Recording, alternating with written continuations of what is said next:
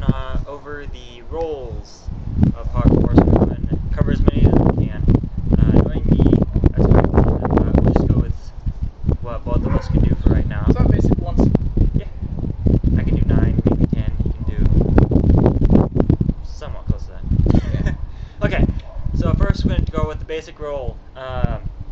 Basically, the easiest way to describe it is you want to have a target direction, and you want your feet to be pointing 45 degrees from that direction. Yeah, something like that. Except for... yeah, that's a little better. That's good. Then you can have your hands out. Drew's is a little more different, but that's okay. But basically, you're going to be rolling that direction, and it's going to minimize how much you're going to have to head because it just doesn't feel right. You know, to add something to it like that. But it just depends which one works for you. So here we go.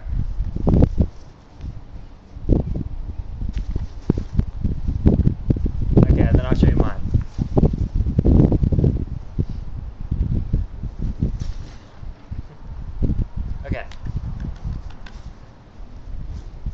Okay, so basically the function behind that is legs are 90 degrees. You might want, if you want, you can have them a little higher, but it just depends on if it hurts to do it any other angle. But 90 degrees is your minimum degrees. And then you want to ease yourself onto your back, which is kind of the useful function of being able to bend your elbows, not locking them out, or being able to stall. Okay. It works. Yeah. And then we'll go into the advanced roll, which is this hand's going to stay the same, and you're going to go in like this. Yes, it's just whoosh.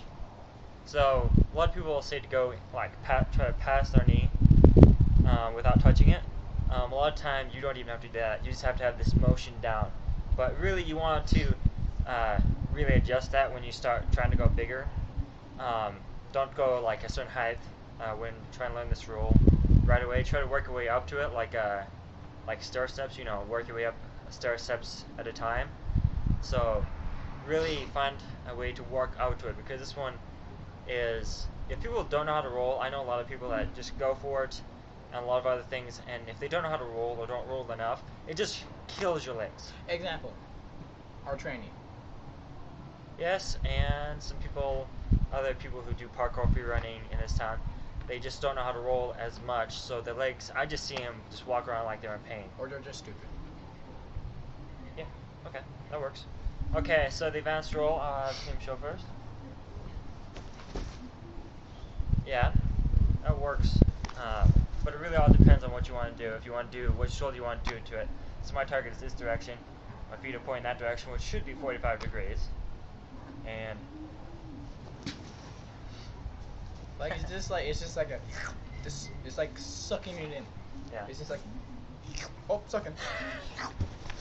Okay, now that one should be pretty easy, even though my default is just this kind of roll, but I just kind of have this one free for the advanced roll. So in that next one, yeah, go ahead. This is my favorite one. No-handed roll. He's gonna explain it. It's Okay. better. Yeah, okay, this one is definitely not a break fall like the other two were. I guess it could be a break fall in sand, which wouldn't really matter too much anyways, but this one is more of a evasive. You have little options, or you're holding something. And don't try it on grass. Well, you can try it on grass. Don't. Soft grass, not hard like us. We're what you call semi-professionals. Okay. Soon we'll be professionals. Do not try it on cement. Yeah, don't try it on cement the first 3 times, because it's gonna hurt. And we'll have captions. Warning: do not try this stuff at home unless you practice. We're what you call semi-professionals. Okay, so basically you're gonna have your legs. This one I like to have my legs just a little bit wider apart than your traditional parkour rolls, just a tiny bit. And then this arm, or whichever arm, but the arm that you have the shoulder. Drew, did you open up one of them?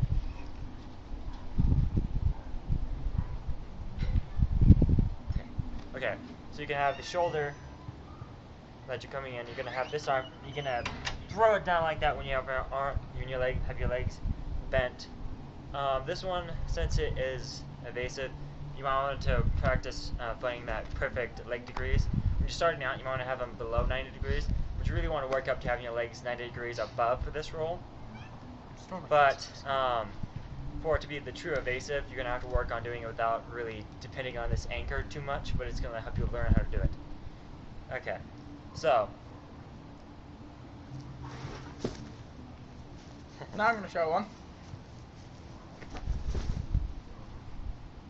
And there was your no-handed roll. Next is one of my favorites. And mine also. The back roll. Okay, this one is the easiest, most pain-free roll I can think of. Gymnastics rolls I don't teach because, well, frankly, you really want to use off mats. Honestly, people give me enough troubles that I don't do gymnastic rolls. But seriously, for break fall, gymnastic rolls.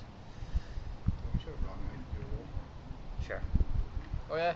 So Then we go on to the gymnastics roll or the back roll, if we're going to do a roll, no matter what, except probably a back roll, is basically you don't go like we showed you.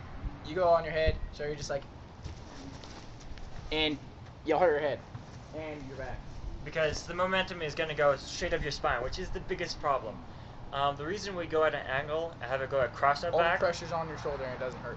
Yeah, because it'll go across your back and be having minimal contact with your spine, which is the best thing for a roll, because really the spine is a major support, and if you go a roll and have too much contact on your spine, it's a pretty good idea you're not going to be getting back up for a little while. Yeah.